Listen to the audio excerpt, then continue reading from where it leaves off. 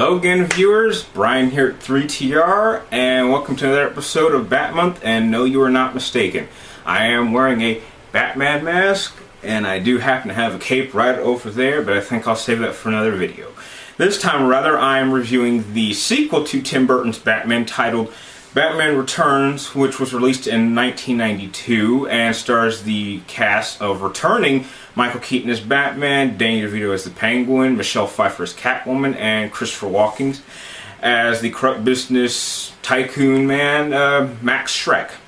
The plot to Batman Returns is that Penguin has been living under the sewers for, we'll say, about 20 years, and has secured some very damaging information on the corporate business tycoon Max Schreck, and threatens to release this information, thereby ruining his business if Max Schreck does not help the Penguin ascend to a higher level of existence in Gotham City, enabling him to be put into a position in which he can then gain access to the records of all the firstborn sons of Gotham City, and then drag them down to the sewer and kill them.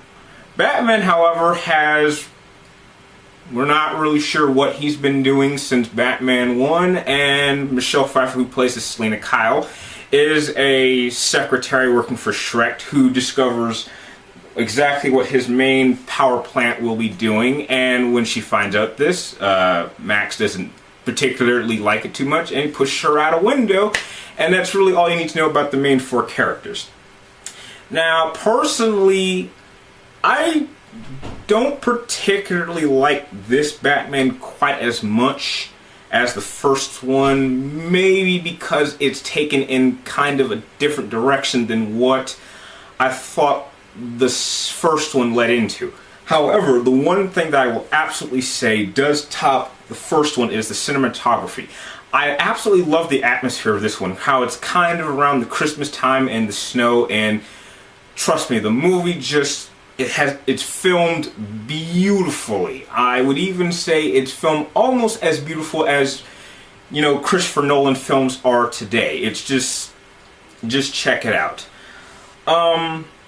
Another good thing, or another controversial thing that many would say about Batman Returns was that Batman Returns really did set the stage for this somewhat downfall of Batman and the almost destruction of the comic book movie series, but I'll get to that later on. I don't necessarily believe in that 1 second at all. If there's any main problems that I would say I have with Batman Returns is simply the backstory of Penguin and Catwoman.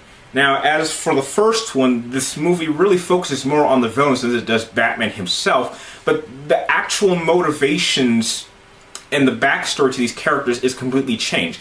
Penguin in this one is a mutated bird freak guy, which he was not in the comic books at all, and Catwoman gets turned to Catwoman because when Selina Kyle gets thrown out a window, a bunch of cats just start nibbling at her, and apparently that gives her cat abilities and the 9 lives of cats, which did not happen in the comic books. And I'm aware that as a movie you're able to, say, venture from the original source material, but seeing how well that following the actual source material worked out in the original Batman, and this one actually kind of feeling more like the comic books than really any of the future Batman movies, it doesn't make much sense to have to change the character's backstory. And really, the motivation for Catwoman wanting to take on Batman just make no sense. Batman has done absolutely nothing to Catwoman, so the only explanation that we get from her is that she says she just wants to play a part in his destruction. And Penguin really is up against Batman because when Batman realizes that Penguin is full of shit for thinking he wants to be a good Samaritan and, you know, he wants nothing but the greater Gotham, Batman steps in. And so it's simply a matter of the villain wanting to do something bad and Batman stepping in the way to prevent that.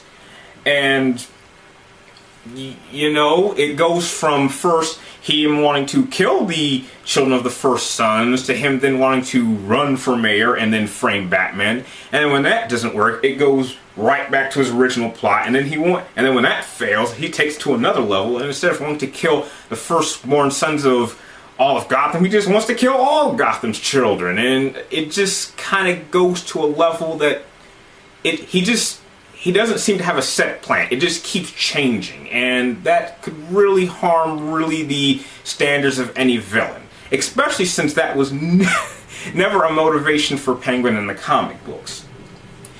This, however, is a still solid film, not quite as good as Batman, and I would give Batman Returns a solid, say about a solid 7. However, this would be a very good movie for viewers to check out to kind of see what Anne Hathaway's Catwoman really has to compete with, because Michelle Pfeiffer's portrayal of Catwoman is just phenomenal. I would even say she was quite the Heath Ledger of her character for her time, and I think Anne Hathaway has some pretty big boots, or should I say latex heels, to fill in. Anyway, I'm going to end the video with that. If you like this review, please like, comment down below, and subscribe up top to keep track of me and Batman Month. And I will see you next Wednesday when we go into Joel Schumacher's realm and I review Batman Forever. Thank you for watching, and I'll see you next time.